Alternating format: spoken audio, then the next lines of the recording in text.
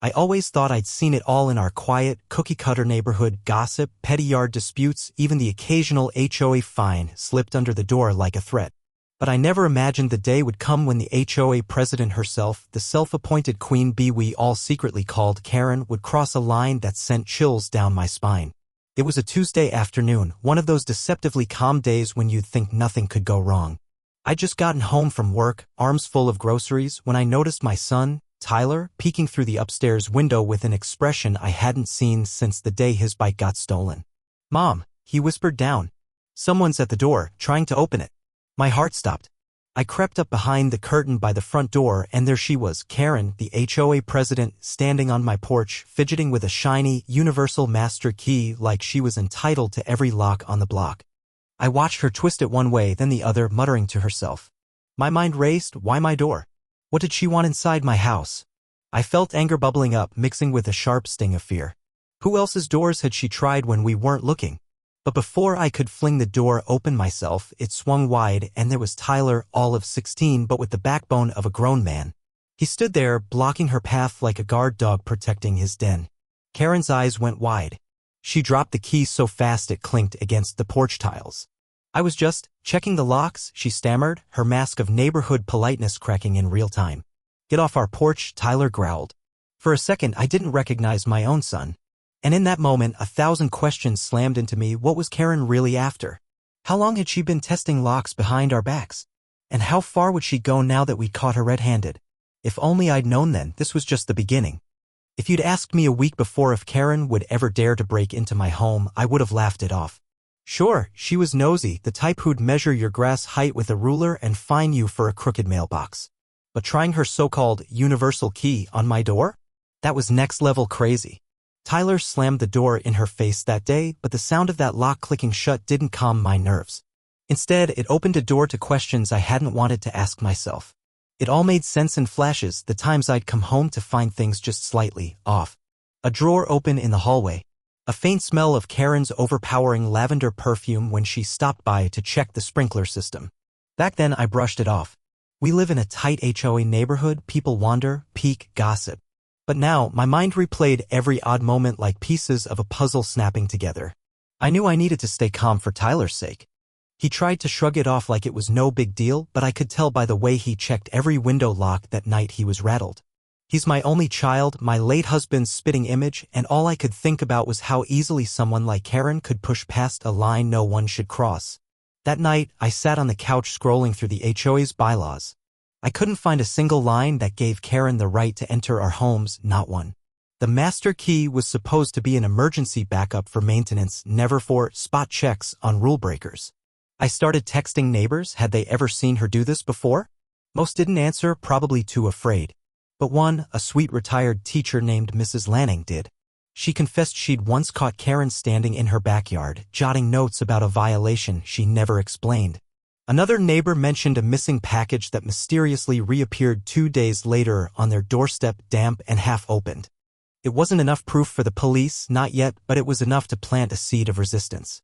The more I thought about it, the more furious I became. Who put this woman in charge? And why were we all so scared of her? The next morning, Tyler came downstairs, still tense but determined. "Mom, we can't just let her get away with this," he said, eyes blazing with a mix of teenage righteousness and genuine fear. I nodded, my mind already spinning through the next steps. "I know. But if we're going to do this, we need to be smart. No yelling matches. No open fights. We get evidence. We talk to people. And if we have to, we go to the board." And that was how our quiet suburban life turned into a neighborhood investigation overnight. Every glance out the window felt like an ambush waiting to happen. I started a notebook, every odd car parked too long, every time Karen's white SUV circled the block a few too many times. Tyler, ever the tech whiz, set up an old phone as a hidden camera pointed right at the porch. For days, we pretended everything was normal. I smiled at Karen when she waved from her driveway. I even brought over banana bread as an excuse to stand at her door and peek inside. Her foyer smelled like stale potpourri and fear, like someone trying too hard to cover something up. But deep down, I knew we were playing with fire. If Karen was bold enough to try her master key once, what would she do if she knew we were onto her? One evening, just as dusk settled in and Tyler was reviewing the porch footage, I heard him gasp. I rushed over. On the tiny screen, there she was, Karen, standing at our door again. This time, she wasn't alone. And whoever was with her, they were wearing a maintenance uniform, badge turned away from the camera. My stomach twisted into a knot. This was bigger than Karen's paranoia. Something told me we just scraped the surface of what she'd been hiding all along. I couldn't sleep that night. Every creak in the house made me wonder if Karen and her so-called maintenance crew were outside scheming. I checked the porch camera again and again, studying the grainy clip of the man beside her, tall, wearing a generic blue uniform with a blank name tag. Who was he? And why did he keep his badge turned away? Tyler, curled up next to me on the couch, pulled up old neighborhood emails. He reminded me we'd gotten notices about routine inspections before, but we'd always assumed they were just for fences, lawns, or the clubhouse pool. Nothing about private homes. I kept thinking, how many doors had they opened with that master key while folks were away at work? The next day, I cornered Mrs. Lanning, our elderly neighbor, as she watered her petunias. She hesitated, glancing over her shoulder like Karen's ears might be hidden in the bushes. Then she told me something that made my skin prickle. Last summer, Mrs. Lanning's back door was left wide open when she came home from visiting her daughter. She thought she'd forgotten to lock it, but now she wondered. A week later, Karen fined her for a pet hazard because her cat supposedly roamed the neighborhood. It was all adding up. Karen used the HOA's power like a personal crowbar to pry into people's lives. But the real question gnawed at me: what was she looking for? Meanwhile, Tyler started confiding in his best friend, Jonah, whose mom works nights at the local police station. Jonah told Tyler there were rumors Karen's brother-in-law did shady security work, off-the-books stuff like illegal lock bumping. Tyler begged him for any old video gear they could borrow. By Friday night, we'd turned our porch into a mini surveillance zone, motion lights, 2 hidden phones, and even a second camera pointed at Karen's driveway across the street. That weekend, the stakes jumped even higher. We caught Karen's SUV parked at the far end of our cul-de-sac at midnight. She wasn't alone, the same maintenance man was with her, shining a flashlight at different houses. They lingered near Mrs. Lanning's back gate, whispering. When they noticed our camera light flicker on, they scurried off like raccoons caught in a trash can. I tried to warn Mrs. Lanning the next day, but she just shushed me. "Don't stir it up too much, dear," she said, her voice trembling. "They'll find some violation to ruin you. They always do." It struck me then how deep Karen's hold was. Fear was her secret weapon, not the bylaws, not the fines, but the threat of being singled out, embarrassed, dragged through neighborhood gossip. Meanwhile, my inbox started filling up with anonymous tips from other residents. Someone claimed they'd seen Karen photocopy mailbox keys years ago. Another swore she'd peeked inside garages under the excuse of checking for illegal storage. The problem was no one wanted to come forward. Not yet. The real twist came when Tyler's footage caught something we hadn't expected. Late one night, a black sedan with no plates pulled up in front of Karen's house. The driver, a burly guy in a leather jacket, handed her a folder and pointed at our house across the street. Karen nodded, slipping the folder under her arm before ducking inside like nothing happened. Who was he? What was in that folder? My gut told me we weren't just dealing with a nosy neighbor on a power trip anymore. This was starting to look like a cover-up, one that could explode if we pushed the wrong button. But I was done backing down. For the first time, Tyler looked at me with that mix of fear and pride only a kid can have. "Mom, if you want to stop her, I'm with you. All the way." And that's when I knew this wasn't just about locks or fines anymore. It was about our home, our family, and a neighborhood too scared to fight back. And Karen? She was about to find out what happens when you push people too far. By the time Monday morning rolled around, I could hardly look at Karen's house across the street without feeling my pulse spike. That black sedan with no plates was still stuck in my mind like a phantom parked in my brain. I'd played the porch footage 100 times, zooming in on that folder the burly man gave her. Tyler and Jonah helped me run the plates, or they would have if the plates had actually existed. For days, Karen went back to her usual routine, her fake smile, her manicured wave at every passing car, her clipboard tucked under her arm like a weapon. But it was all a mask now, and I could see the cracks. The way her eyes darted whenever she saw Tyler walking home from school. The way she lingered near Mrs. Lanning's fence with her phone out, pretending to take pictures of weeds that weren't even there. Meanwhile, Tyler and I turned our house into a fortress. We upgraded the locks. We covered every window with simple alarms he ordered online. But security gadgets couldn't protect us from the mind games Karen was playing. She started leaving friendly reminders in our mailbox, fines for phantom weeds, threatening letters about possible HOA rule breaches, all signed by her. I knew what she was doing, scare us into silence, break us down until we gave up. But the more she pushed, the more my stubborn streak took over. Tyler could see it too.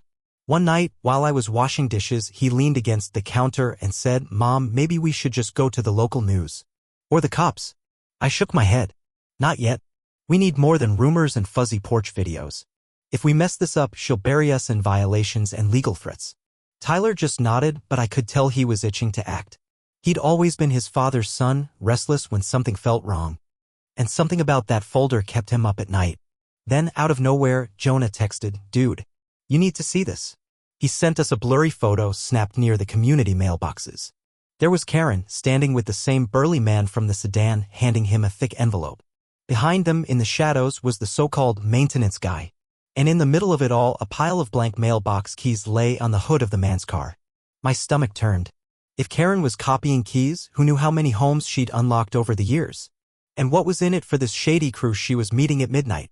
I knew we had to get closer, literally. So the next evening I told Tyler we're going for a walk. We made it look casual, just a mom and her teenage son strolling past the mailboxes and the clubhouse after dark. But my palms were sweating. Tyler kept his phone low, camera rolling, hoping to catch Karen in the act. We didn't find her near the mailboxes, but we did spot her SUV idling behind the clubhouse. The lights were off, but the driver's door was cracked open. I could see the glow of her phone screen inside. Tyler tugged my sleeve. "She's texting someone." I crept closer, hiding behind the bushes. I couldn't see what was on her screen, but I could hear her low voice. "Don't worry about it. He's just a kid. If he talks, I've got dirt on his mom that'll shut her up." I felt my breath catch in my throat. Dirt? On me? I racked my brain. What could she possibly have? Old debt? A petty argument? Nothing felt big enough for blackmail. Unless she'd invented it. That night, the fear settled deep in my bones. If she was willing to lie, copy keys, bribe people, and twist the truth, how far would she go if we kept digging? But the final push came from Mrs. Lanning. The next morning, she knocked on our door, her hands trembling as she handed me a faded, handwritten note. It was from 2 years ago, an HOA violation she'd kept all this time. Scrawled in the margins were notes that didn't make sense, names, numbers, dollar signs. And one line underlined twice, "Master key copies, basement file box." My heart pounded. Karen had to be keeping secrets in her house. And now I knew exactly where to look. But there was just one problem. To get the proof, we'd have to do the one thing we'd never dared. We'd have to step into Karen's den and hope we made it out with the truth. Couldn't stop staring at Mrs. Lanning's note. "Master key copies, basement file box." It was like someone had handed me a map to a dragon's hoard, except the dragon was Karen and she'd torch us alive if she knew we were coming for her secrets. Tyler paced the living room like a caged tiger. "We have to get in there, Mom. We have to see what she's hiding." I shot him a look. "And how exactly are we going to do that?" "Knock on her door and ask nicely to see her blackmail stash." Tyler smirked. "We don't ask. We wait for her to slip up." We didn't have to wait long. 2 nights later, Karen made her move. It was just past midnight when the porch camera pinged.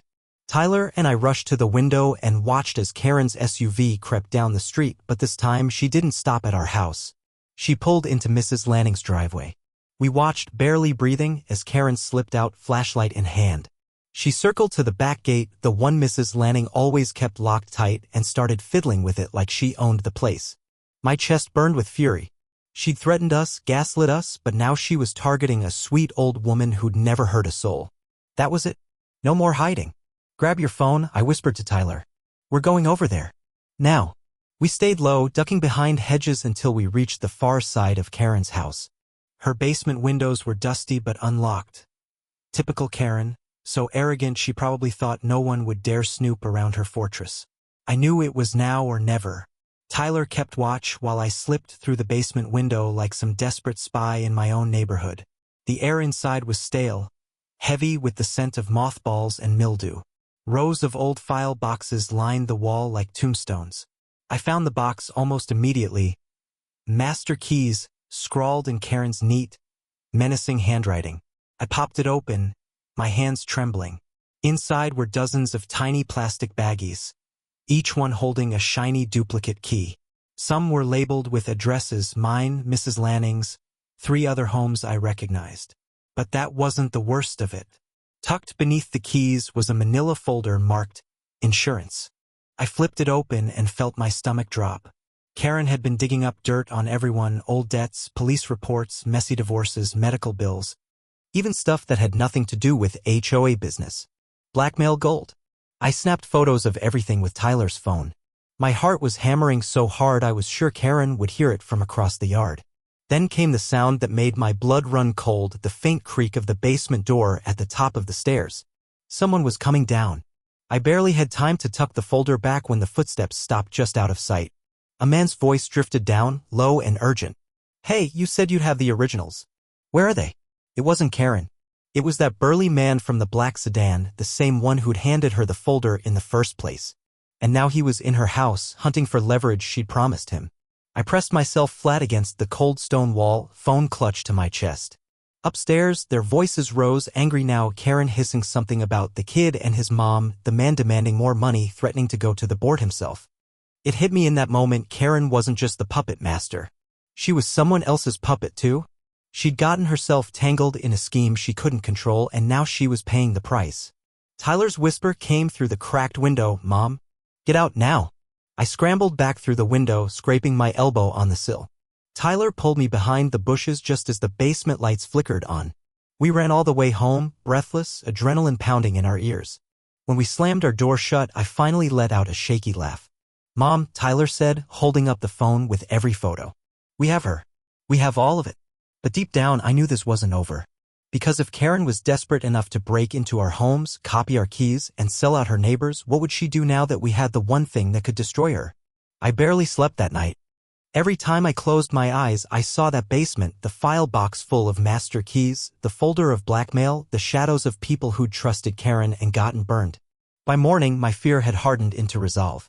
Tyler was already at the kitchen table, lining up every photo on his laptop. "We have enough, Mom. We take it to the board meeting tonight. Public. No secrets." I nodded, my voice barely above a whisper. "We do it right. No drama they can spin against us. We show the proof." And we let her hang herself with her own lies. All day, the air in our house felt electric. Jonah's mom, the part-time dispatcher, agreed to slip the footage to her captain just in case Karen tried to bury it. Meanwhile, Mrs. Lanning, sweet but braver than she looked, promised to stand with us. When evening fell, we walked into that HOA clubhouse like we owned the place. Karen sat at the head of the long folding table, her pearls tight around her throat, her fake smile stretched thin when she saw us. "Mrs. Walker," she said, all honey and venom, "I hope you're here to pay your fines. We can't have weeds ruining our curb appeal." I dropped the folder on the table so hard it echoed through the room. Keys spilled out across the laminated agenda sheets. Gasps rose from the neighbors packed into folding chairs behind us. Tyler didn't even flinch. He tapped play on his phone and let the porch camera footage roll, Karen trying our lock, Karen at Mrs. Lanning's gate, Karen handing off blank keys to the man with no name. Every betrayal was on full display, every lie exposed under the too bright fluorescence. For the first time, Karen's mask slipped completely. Her lips curled into a snarl. "You think you're so clever, don't you? You think the board will believe you over me." But the board did believe us. One by one, neighbors stood up, stories they'd buried for years spilling out like floodwater. Stolen packages. Strange finds. Suspicious break-ins they'd been too scared to report. And then, as if karma needed an exclamation point, a police cruiser pulled up outside the clubhouse. The burly man in the leather jacket, Karen's so-called associate, stepped inside, handcuffed, eyes darting around like a cornered rat. He cut a deal. He told them everything. Karen's face went pale. For once, she had nothing to say. When it was over, Tyler and I stepped back out into the warm night, shoulders touching, neighbors clapping us on the back. It was messy, it was terrifying, but it was finally done. Or so I thought. A week later, as we boxed up old porch cameras and changed our locks for good, I got a letter in the mail. No return address. Just one line on a plain sheet of paper: "You should watch who you trust next time." There was no signature. But the handwriting? It wasn't Karen's.